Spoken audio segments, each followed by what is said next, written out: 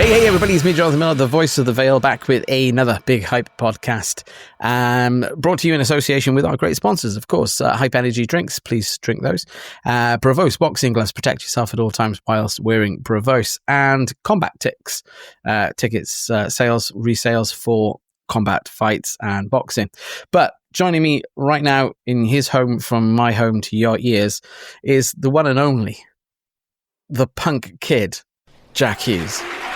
How you doing? Mate, welcome to the podcast. This has been a long time coming. Again, this has been one where I wanted to get on right at the beginning, because I know you just you come back to the pro ranks. But we'll get to that in a moment, and we'll see about that one. Let's start off with the question we ask everyone, which is, how and why did you get involved in boxing?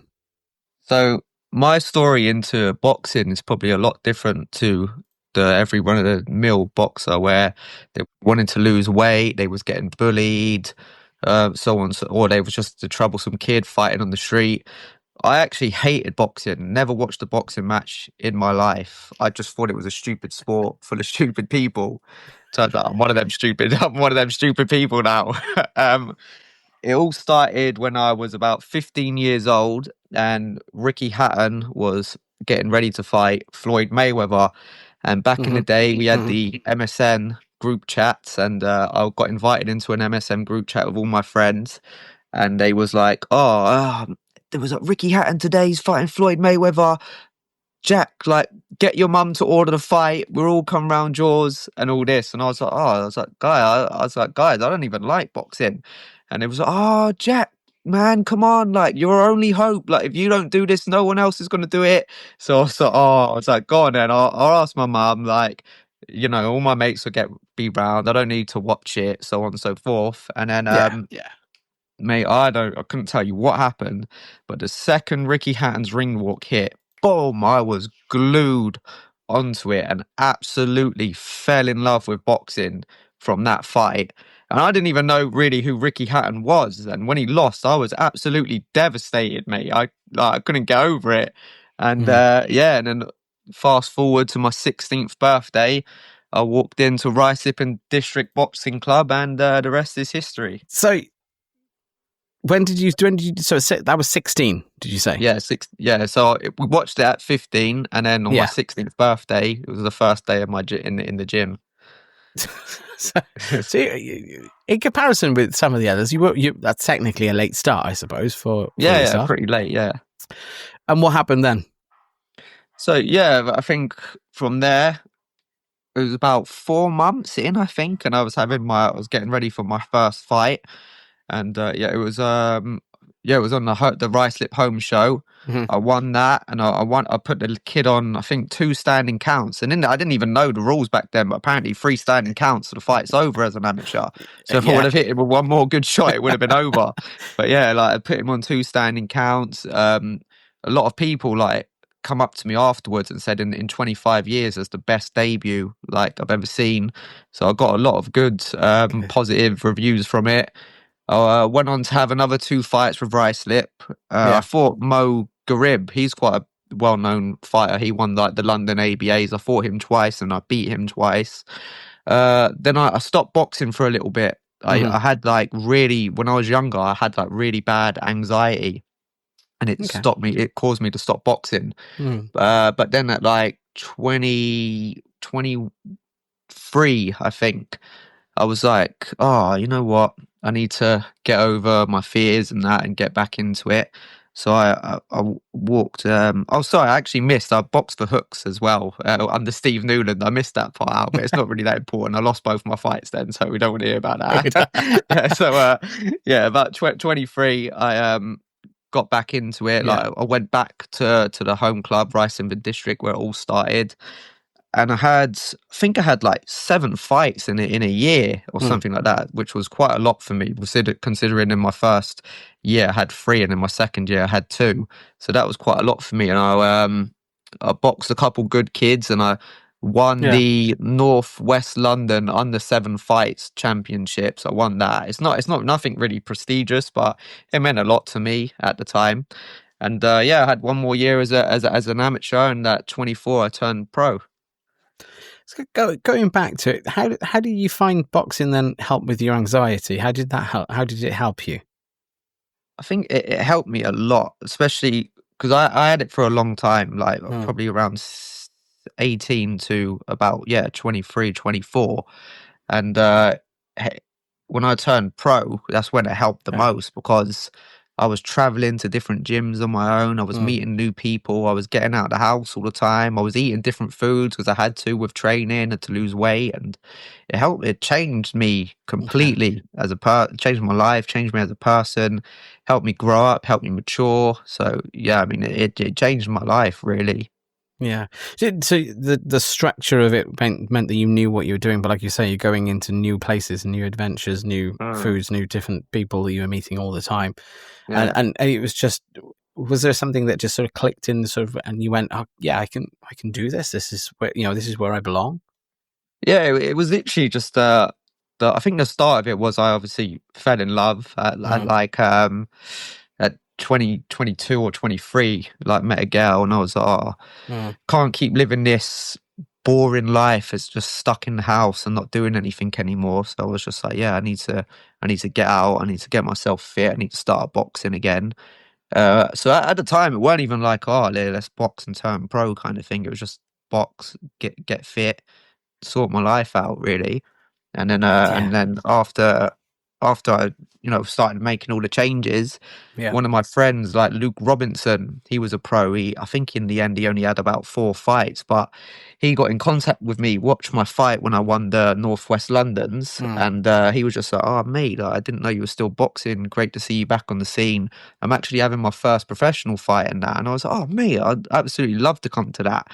And then that's how I got my first taste of professional boxing. And then yeah. I found out that anyone can be a pro. You don't even need to have any amateur experience. And I was like, oh, okay. I was like, this sounds interesting. I was like, let's have a go at this. So a decade on, since the pro debut, yeah. But the Mhm. pro things, it swings and it changes it all the time. And sometimes It they like does. to have an amateur background. Some of them, you know, ones or Mm, twos that I've had on the podcast as well that have come a more sort of alternative route, i.e., through mm, the white collar sort of scene, or maybe even the unlicensed sort of scene as well, or from a different discipline completely, from like kickboxing or yeah. MMA, and they've transitioned into boxing. Um, uh, did you have any inkling to go down any of those other routes during that time, or was it always boxing? It was pretty much always boxing. Just before kind of COVID time, I did want to get into like the MMA, like wrestling and that. Kind of like what you see in the UFC, like the Yeah, yeah. cage fighting thing. Not And I WWE then, trained. no. Yeah, no, I trained at that, and I actually loved it. I thought it was great, but at the time I was kind of done with kind of fighting as a whole. Yeah. I just didn't have the buzz for it anymore, so I stopped Mhm. going. But then you know what boxing's like. You get the buzz for it again, and you want to go, you want to come back It's again. in the blood, mate. It It doesn't go. is. You can't get rid of it. That's the point. Yeah, Once it's in you, and once you've got it, it sticks with you. that's it. Yeah, yeah. So turning pro, as you say, we turned pro in 2016. Hmm. Not the first, not the ideal start with Yeah. an L on the record. Hmm. Sergey Tasimovo. Yep, that's the guy. Tasimovo. Uh, how did they go? What went wrong?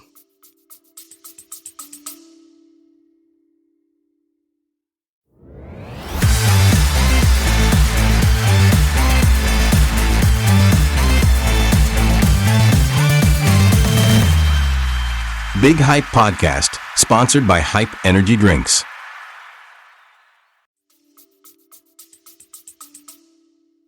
I think I was very, very unexperienced. I only Mm, had 10 amateur fights.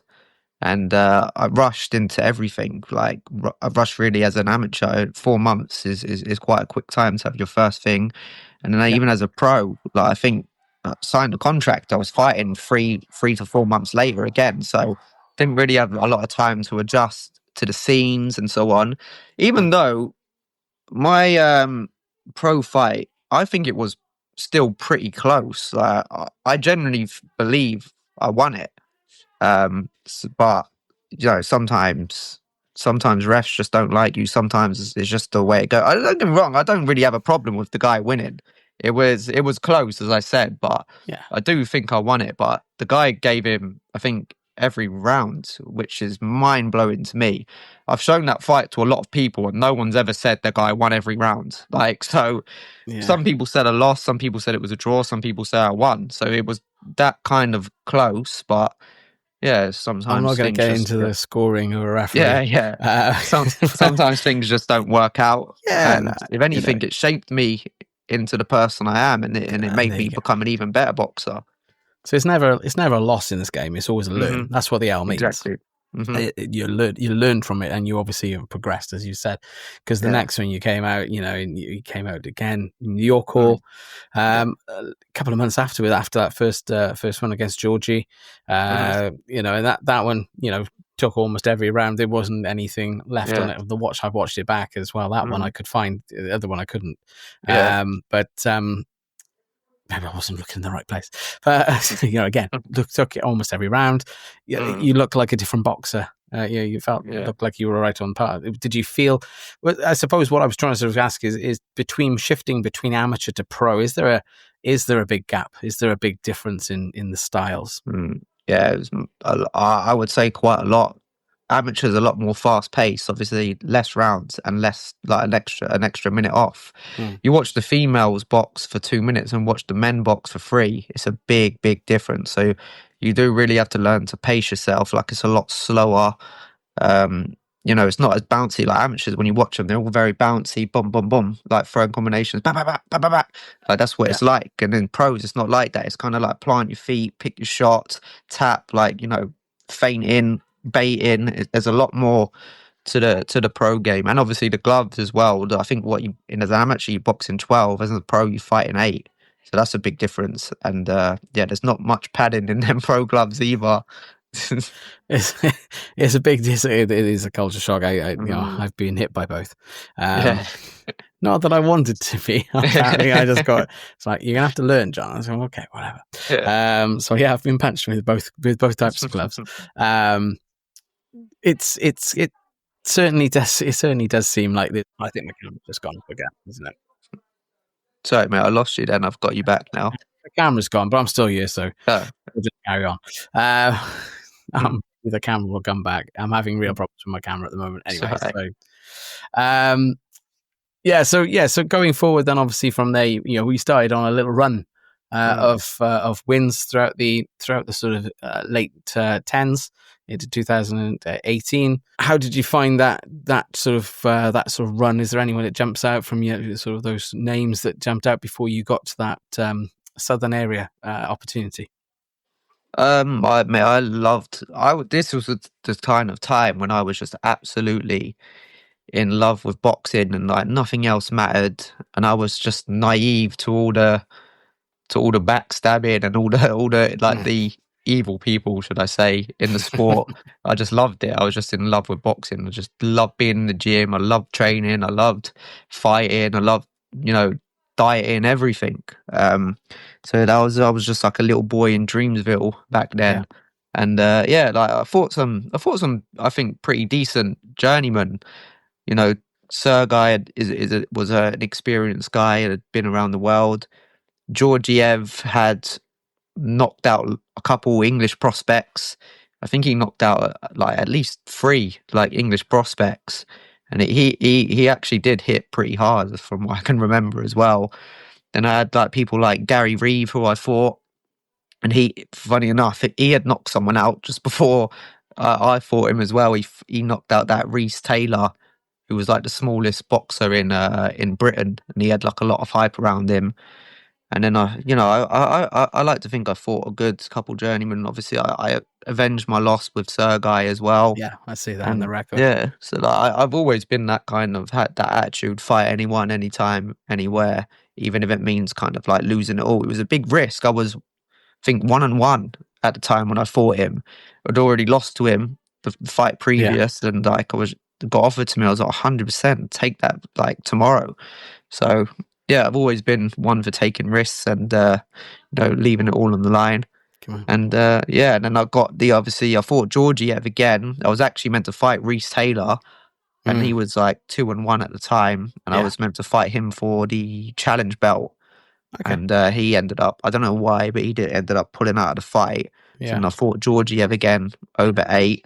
That was like one of my proudest moments in boxing. Obviously, first professional title, even though it's not kind of really looked at as a legit title because it's not on BoxRec, and I don't even think there's like a proper sanctioning board for it. But you still had to sell the tickets, and it still meant something to me. So I'm proud of it. I think it probably, like you say, as long as it means something to you, that means sanctioned bodies and whatever else assign. I mean, there's lots of those out there. There's lots of different belts. There's lots of different people out there that want different levels, silvers, Europeans, Commonwealths, all that. There's loads of different, and there seems to be a new belt every week. But again, what's more important is what how it means to you, and that's the most important thing. Yeah. So first 10 rounder again, Ricky Little. That was for the Southern area Superfly. Yeah, didn't go quite your way in that one. Very close fight. How did it go for you? What do you feel? How do you feel it went? It was good. Like I think I put on a good performance. I feel Ricky put on a better performance. Obviously, that's why he won. Again, like he was even though I think he only had 5 or 6 fights at the time, he had done a lot. Like he had fought on a couple Sky Bills. He had been in with a world-class fighter in Charlie Edwards. These things just bring experience, where I was still just fighting the journeyman over 4 and 6, 8 rounds. And to be honest, at the time, I wasn't really looked after. I had a trainer that weren't really about. Like I was sorting out all my own sparring. I was, it just weren't great, realistically.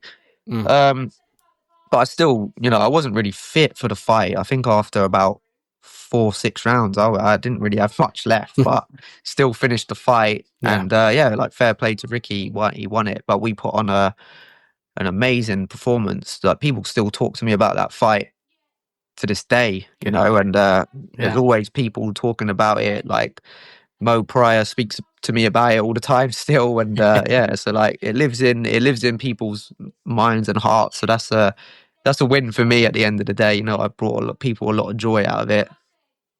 I think if you can bring, I mean, we were talking about this with Hugh the other week, and ultimately it is a gladiatorial sport. They'll be able to be entertained, and obviously, you brought the fight that night, and you brought the entertainment as well with it as well. Yeah, no, 100%, mate. That's just me. In general, I'm never in a boring fight. Most people see the punk kid, shall we say, on a card, and everyone's like, "Oh, that's a good fight." Like Jack Hughes is on the card. That's going to be a good card. He's always in entertaining fights, and it's just I'm just come to be known as that now, like the entertaining little flyweight. I mean, that's if you can be something and be something and you're happy with being where you are, and I've got you got no thing, but we'll come to it now. Or let's say, I mean, there is an interview which I caught up with back earlier this year. You still believe we can go all the way, and I still believe you can go all the way. Thanks, mate. Appreciate it. So I think there's more out there than what recently has happened, obviously within the ring. But I mean, before we get to the last couple of the last years anyway, you had quite a good run of wins again, and a draw in the middle of mixing that again, and picked up the belt as well. Yeah. So after Ricky Little, I think I moved trainers quite a lot after that, because as I said, I didn't really feel like I was getting looked after. So I've had a lot of trainers, to be fair, probably one of the most in the small hall scene, but they've all served their purpose. I've learned from all of them. I've made loads of good friends along the way as well, so I can't complain. But yeah, I strung a couple good wins, and then I'm back into the mix for the Southern area again, and we got Paul Roberts. And mate, you look at Paul Roberts' record, especially back then. You would look at that fight and think, oh, easy fight. And then, I found out it was far from easy in the first one. And then, we got the draw. Both of us think we won on the night. Again, it was one of them. You know, it could have gone either way, and I think realistically, a draw was the fair result. And then I beat him the second time around. I think I won it pretty convincingly, but the scorecards were pretty close. But at the end of the day, I don't really care what the scorecard said. I won the fight, and that's all that matters to me. And again, you know, the entertaining Jack Hughes, as always. We put on a Fight of the Year performance. I ended up winning Fight of the Year that year in 2022, me and Paul. And then, you know, as I was saying about Paul's records, and you look and see what he's done since then. He's won the Southern Area twice. He fought for the English. He's won the Commonwealth Silver at a different weight. So he's a free weight champion, Southern Area fly and super fly, and then Commonwealth Silver at light fly. He then went on to box for a WBF and a legit Commonwealth title in a fight I truly believe he won, but didn't get the decision. It was obviously that was the Derbyshire fight, wasn't it? Yeah. Derbyshire fight. Obviously, it was in Derbyshire's hometown as well. So he didn't win that. And now he's obviously lined up for a Commonwealth and British title shot against my gym mate, Harvey Horn. So, mate, honestly, what a career and what a fighter that Paul Roberts is. It's going to be a very interesting. That's going to be an interesting fight anyway. Nonetheless, I think again he's a tough cookie, like I said, and his win-loss record is pretty much equal, to wins to losses. So it again just proves the point that it's not always about having the go. It's not always having about the perfect record. It's about being, the determination and the grit and the dexterity in your character to continue boxing and take it on to the next level as well. So I mean, so we've had a couple of little breaks though. Then we had a little break again. After the fight in Swindon, Lewis Roberts. So a bit of a break for around about a year, just over, which then saw you return to the ring against Jack Williams. What was going on there? So when I took the break again, it's just me. I don't think people actually really understand how stressful boxing can really be, unless you're truly involved in it as a fighter. It's just there's a lot of BS with with promoters, with fights getting made, falling through, running around selling tickets, making weight, working full time around it. Like, I don't really think, as I said, unless you're involved, you'll never really understand how stressful it can be. No. And especially when you put your heart and soul into training camps and you go out and deliver a performance of a lifetime, win the fight in everyone's eyes, except two judges, because it's the kid's hometown. And you just sit there and think, like, what am I wasting my time for? Like, I've got a family at home. I've got a beautiful wife. I've got a career. Like, why am I wasting my time doing this? And that's kind of just what it came down to with the Lewis Roberts fight.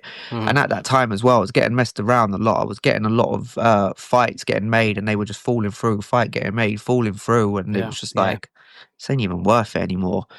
But as we said, you spent some time away, and it's like, I need to go back. So that's what drags you back in. Yeah, and so on my time coming back with the Jack Williams fight, it was, to be honest with you, like, I'm just putting it down to just extreme poor management. I'm not with my promoter anymore. That managed me for my last 3 fights essentially, with the Lewis, the Jack, and the last one I had in Chelsea. I just feel like, again, I've experienced a lot in boxing. I've been a pro for nearly 10 years. I've experienced the good, the bad, and the ugly. And I think in the last year, it was pretty much all ugly. Like, I feel like my career was managed so poorly. I feel like I wasn't looked after at all. I feel like I was getting phone calls all the time to just take stupid fights. And I was like, it was almost like he was trying to convince me to take stupid fights. Like, I don't even understand the managerial side of it from his perspective, like what he really wanted out of me. So obviously the Jack Williams fight got thrown to me, and don't get me wrong, I had to take some credit for this as well, because I still took the fight. But I believed I could win it. Still believe I could win it. But I mean, it's not a fight I really want to run back, to be honest with you. But yeah, and take it out like that one out. yeah. So the fight was this is what I mean about poor management. The fight officially, it's down in Ipswich. Obviously, I'm in London, so took it as an away fight. Didn't even get booked accommodation for it. So that's the first thing that really peed me off, pretty much. Okay. How are you getting a fight from London and Ipswich and not booking any accommodation, especially like day before weigh-in? Doesn't make any sense. And then I was told the fight was made at Bantam. So the day before the weigh-in, I get a phone call, the fight's made at Super Bantam. I'm like, what are you talking about? Like, I'm literally on the way to the gym to like sweat out the last little bit to make Bantam weight. He's like, no, the fight's Super Bantam. So I was like, me being me, and it is such a stupid mentality, but I just love fighting. So to me, I was just like, well, whatever, I'm still fighting. Like, even though I never should have took that fight, that's 2-3 weights above what I normally fight at, especially after being told it was at Bantam. So then hung up the phone, and I'm like, do you know what? No, I was like, I'm still fighting anyway, but I was like, I need to get some kind of commission for that, because I've been told this whole time it's at Bantam. So why am I now fighting at Super Bantam and not getting any money for it, like last minute kind of thing? Yeah. So again, poor management, call him up. We need to obviously ask them for some money for this. Just comes up with the most waste of time excuse as to why he can't call him, because he's his friend and whatnot. And it's just like, mate, this is professional boxing. I don't care if he's your friend. Like, I deserve compensation for that, pretty much. Like, didn't get anything. And lo and behold, the first time ever, amateur and pro, I get put down and I get stopped. So it was just shocking, like all around. And it was shocking that he even really offered me the fight in the first place. Shocking that I didn't get any accommodation. Shocking for the kind of time of year it was, and shocking that he moved the fight up without even really telling me. I didn't get any compensation, anything.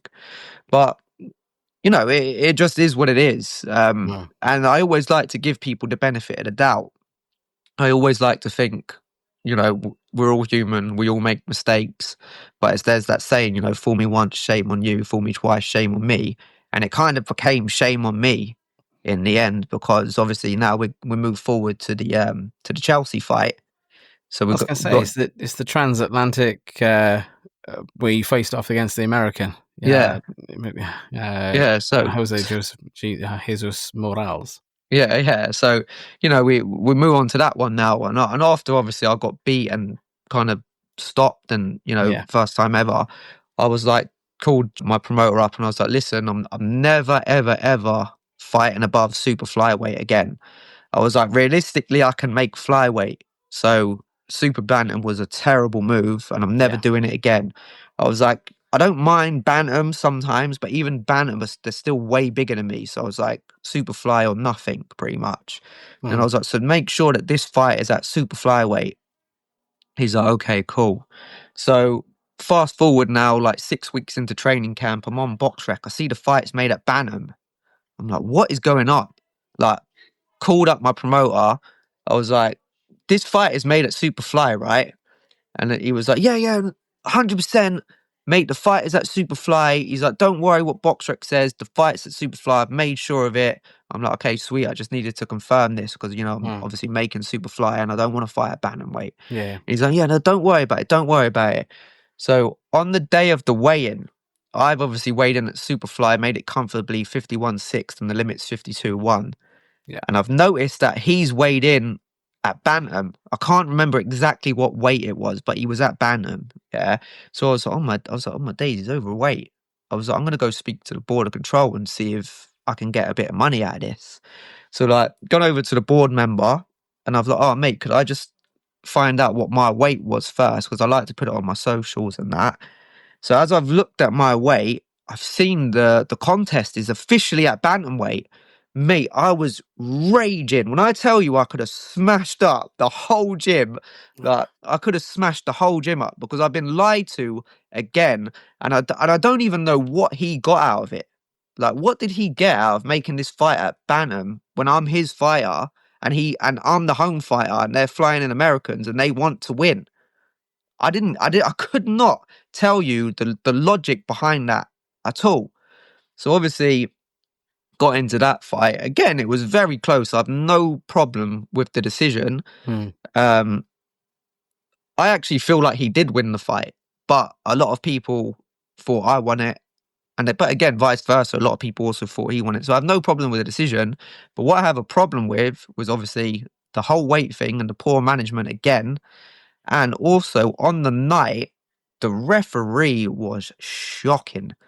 People still, to this day, and this fight happened like 6 months ago, still talk to me about how bad the ref was. And what blows my mind again is I was the home fighter. So why was the ref against me? And again, it was a super close fight. Could have gone either way by a round. And as I said, humbly, I even still think that he won the fight. So don't care that I lost the fight. I don't have any quarrels with that. But as I said, it one round, didn't it, either way. And she gave him every round, like -1. So mind blown. Like the ref had a problem with me from the beginning. And I've kind of obviously, out of anger, I've lashed out a little bit about that. But again, it's just it is what it is. We move forward. We move forward. Yeah, I'm not, as I say, I'm not going to get into the scorecards. I mean, they at the end of the day, I've been on the referee side of it. I've been on the judge's side of it. It's not an easy situation to find. So, I mean, you kind of go with kind of what you see and what you do, and I'm not. Anyway, leave that park it there. So that brings us pretty much up to date. Realistically, with a career, we've, like you say, a decade in the pros. You started off at 16. Now you 32, 31? 33 now. 33. There you go. What's next around the corner for Jack? So I feel like I've got a real exciting path planned out now. I can't really go into too much detail because obviously nothing's all confirmed yet. But I can give you little inklings of to what's happening. So I no longer have a British license anymore. I'm done with fighting in Britain and fighting under the British border control for many reasons. But I just feel like as a pro, I've pretty much been there, done it all. Like I've had the 4-rounders, the 6, the 8s, the 10s. I've had the title fights. I've won titles. I've won awards, and I've kind of fought around, like all around the UK. I've fought in Swindon. I've fought in London. I've fought in York Hall. I've fought in Chelsea's football stadium. I've fought in Ipswich. I've been around. So as fighting in the UK as a professional anymore, I don't really feel like I want to do anything more. Like I could win. Obviously, I could win titles like English and British, which is amazing. But I just don't really have that kind of desire to do it. I want to travel the world now with boxing, with doing something I love, and obviously getting a foreign license kind of gives me that chance. Like obviously, my friend, you might know him, Conor Adaway, he's doing the same thing. His last, I think, 5 fights, he's fought in different countries. He's fought in Thailand, he's fought in France, he's fought in America. I think he might have even. Oh, and he's also fought in the Netherlands. Yeah. So and this is what I want. And he's getting wins. He's getting title fights and just getting amazing opportunities and life experiences. Yeah. And so that's what I want. And I still believe I'm good enough to win titles, but they're just not going to be area English, British anymore. They're going to be maybe UBOs or WBCs or A's or whatever I can get sanctioned for. Yeah. And I've had some incredible opportunities thrown my way, but when I tell you the last 2 months have been the most stressful of my life, they've been the most stressful of my life. You need a good management team. That's what you need. Yeah. I feel like I've got that now, I've got a good manager looking after me. But without going into too much detail, because I don't really want to release this story yet until I get a fight announced, which should be happening hopefully any day. But I got offered to fight. Like I blew up really bad in weight after the last fight. I was just like in a crap place with boxing. I was just as I said, just the most stressful thing in the world, boxing. So I went up way above my fight weight, and I got offered to fight on the Jake Paul undercard for a lot of money, but I couldn't make the weight. I got offered to fight on the Manny Pacquiao undercard, one, the money was terrible, and two, it weren't even at my weight class. And I was just getting offered fights in America, like all over America, like great opportunity. So got to a point where I was like, right, I need to buckle down now and do this. And I had 2 fights lined up, one this Saturday and one in September. And talk about stress in boxing. I wasn't losing any weight. And this is really weird, but I was drinking like 3 to 4 liters a day, bit too much information, but I wasn't pissing. Like, and I was like, how am I drinking so much water and not going to the toilet? Like, and lo and behold, I was actually, it was crazy as this sounds, because I was drinking 3 to 4 liters a day. I was dehydrated, and I had a problem with my kidneys. So I had to pull out of the fight in August.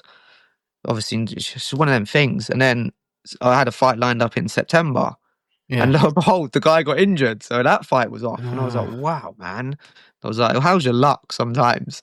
And then, as I said, I don't really want to release too much yet, but without going into a lot of detail, I had a lot of crazy stuff, boxing related, just happen. Like, I had like opportunities fall through, people were like disappearing on me. I had to deal with a lot of idiots like offering me stuff and not listening to what I was saying. And it got to the point where I was so stressed with everything. And I was kind of just like in my room, like, I don't even know what to do now. Like, I don't know where to go, who to turn to. Like, I was like, I feel like my career might be over, and I don't even want it to be over. And then trying to think of, so much stuff has happened. I'm trying to think of where we left it all. And then, so yeah, I was like, do you know what? I need to get back in contact with some people. Yeah. I got back in contact with not the promoter I was just talking about, but Mo Pryor. And he's just obviously been like a delight to deal with, like Mo always is. I actually really trust Mo a lot, and he's been a big help to me throughout my whole career, to be honest with you. And so he's getting some things laid down for me, and even more good news has happened today. And I was just like, oh mate, it's crazy how things can just turn around in seconds, pretty much. It's great to see a smile on your face as well. So thanks, mate. Yeah, thanks. Mate. I do you know what? This as I said to you, the story's not over yet. And you remind me. I did sort of suggest that perhaps you're going on the journeyman route, but it's not. It's not that. It's not just taking the fights just because. There's more to it, and you're not the first boxer to do this. There's quite a lot of boxers that have gone away, played the away boxer, but come away with straps and championships 100%. And also, like you said, great opportunities to travel the world, see what else is out there. It doesn't always have to be the York Hall. It doesn't have to be the UK for big fights. We see that anyway with the Riyadh season and other things as well. We can, the world is getting smaller and smaller with the internet and access to streaming platforms and so on as well, definitely. Like DAZN and bringing boxing to the masses that way as well. So it sounds like things are coming up roses after finally in the garden for Jack Hughes. It started to come that the roses have started to show their flowers, and it's starting to bloom into something that you're quite happy with and seem to be quite happy. And Mo's great because I've known Mo for a few years now. Yes. He's always been fair with me, and I've always been I always loved having conversations with him as well. So it's in fact he rang me the other day while I was on my way to another show. So it's just little things like that. And he just loves to touch base, and he's such a great guy. But it does sound like there's going to be a lot more to come from Jack Hughes than in this capacity. Logan Paul's wow, Pacquiao fights wow. I got offered something the other day with a legend, Shane Mosley, to introduce that. Great show, great opportunity. Lucas Brown was on that as well. Nice. Those shows are still, and those shows come and they bring people in. Bring new eyes on the thing. There was quite a lot of on the undercard of that again. Don't know the whole situation with all of that, but I'm not a promoter, so I wouldn't know. But it still seems like there's good things going forward. If it was all to end, or if it all was to come sort of to stop, would you be happy? Oh yeah, 100%. I'm in one of them weird places where I don't really need boxing anymore. Like I kind of overachieved, I would say. Like I was achieved way more than I ever thought I could, and even I thought was actually possible. I didn't even know about half the stuff like Southern Areas and Fight of the Year awards when I turned over. Like, so yeah, I feel like I've done a lot of great things. Like, obviously, I've won 2 titles. I've headlined multiple venues. I've won award, from the British Border Patrol. I feel like I'm the. This might sound big-headed, but I feel like I'm the most, at least in London, one of the most recognised fighters in small hall boxing. Everywhere I go, people know who I am. Well, you have a unique style, Jack. So, yeah, I do, mate. I do. As a character within boxing, everyone knows you. You're kind of like I don't want to disrespect anyone, but your character comes across, and it's a bit larger than life. It's a bit like a pro wrestler kind of persona that you bring. And you're always happy to talk. I mean, it's always great when I see you walk in the room. Thanks. You light in the room. You bring light into the room as well. And for me, Thanks, I can see that, and it's good to have a chat with you. Although we don't really, not really known each other really that long, but we've been in the same circles, and we just get on. And you bring bring out that party to the room, if you like. Don't know what else to say, but it's awesome, mate. Anyway, we have a little bit of a closing tradition on the podcast. Rapid fire, either or. It's no preference. It's whatever you like, whichever you want to buy it. Cool. So, Jack, Punk Kid Hughes, are you ready? Yes, sir. Round 1. Southpaw or orthodox? Orthodox. Body shots or head shots? Body shots. Train alone or with a partner? Sorry, what was that one? Train alone or with a partner? I like the oral of the gym when everyone's around, so I'll say train with a partner. Okay. Are you an early bird or a night owl? Oh, night owl. Heavy bag, speed bag? Heavy bag. Underdog or favourite? Underdog. In the gym or outdoors? Ooh, that depends on my mood. I'll say in the gym because I love my gym at the moment. Good. Short, powerful punches or the long, technical game? Short, powerful punches. Fight dirty, fight clean. Do you know what? So I know this isn't like a quick fire one, but there's a running joke about me and headbutts because I busted Lewis Roberts' lip up. So, and I actually do really appreciate the dirty tactics in boxing as well. And even though I consider myself a clean fighter, but a lot of people don't. So I'll go with dirty. Oh, bless you. Fight crowds, loud crowds, or quiet atmosphere? Loud crowds. Okay. Quick knockouts or strategic wins? Quick knockouts. Not paid for overtime, yeah? Hypothetical question: if this fight was ever to happen in the UK or in anywhere, to be honest with you, I'd really just love to see it. AJ or Fury? Fury. Thank you very much, Jack Hughes. How do people get involved? How do they follow you? How do they know more about your journey? Sorry, mate. There's a lot. That's all right. It's the dogs. Cool. The Let them go off. But, just bring them onto camera. Let's have a look. Just through my socials, mate. So Instagram, I'm probably the most active on, which is Jack_the_Punk_Kid_Hughes. Facebook, Jack Punk Hughes, and I don't really use Twitter, but it's Jack_Punk Kid. So yeah, they're my main ones, and obviously my box rec is Jack the Punk Kid Hughes. If you look me up on there, it's got all my links and all that on there as well. So yeah, any way you want to keep up to date, they're the best ways. I've got to say, as a box rec, yours is probably the most filled in that I've ever seen. Oh, really? Yeah, because normally people are just like, yeah, it's there, but they don't put anything in there. I mean, yours is probably, like I said, the most detailed one that I've seen for a while there. So props to you for that one, mate. Thanks, mate. Mate, I like to say, I think you're going to enjoy what you're doing. I think you've found something, a niche now, a new path to carry on, and I'm looking forward to seeing where it takes you, and looking forward to following your story, mate. And I hope to God one day I actually get to announce you, because in this moment in time, I still haven't announced you.